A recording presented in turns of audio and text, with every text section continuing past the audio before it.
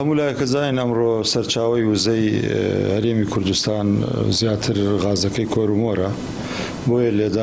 لێدان لە هەموو ماڵێکی کوردستانی بەڕاستی لەو ڕۆی ئێمە وەکو کۆمەڵی دادگەری کوردستان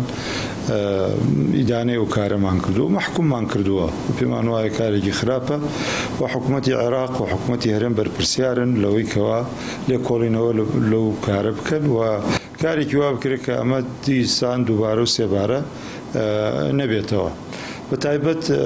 هەردوو لایەنی دەسەڵاتدار کۆمەڵە دام و دەستگای ئەمنی و هاوڵگریان هەیە عەجەب تا ئێستا نەیانتوانیوە ئەو لایەنە دەستنیشان بکەن کە ئەم کارە خراپانە ئەنجامەدا بەرامبەر بە سەرچاوەی وزە و کارەبای خەڵکی کوردستان. باشە کاک محەممەد لە ماوەی ڕابردووشە ینی شتیوا هەبوو دووبارە بۆتەوە ینی مە یەکەم جار نییە ینی تا ئێستا کێشەکە ئەوەیە ئەم لالانەی کە هێرشەکەن مەسەڵەن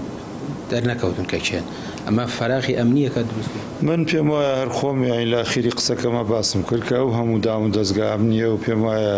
ئەمریکاش مانگانە هاوکاریانەکە بەڵام عەجەب تا ئێستا نەیانتوانیوە ئەوە دەستنیشان بکەن کە کێیە ئەم درۆنانە یان ئەم مۆشەکانە ئەگرێ لە کۆرومۆر.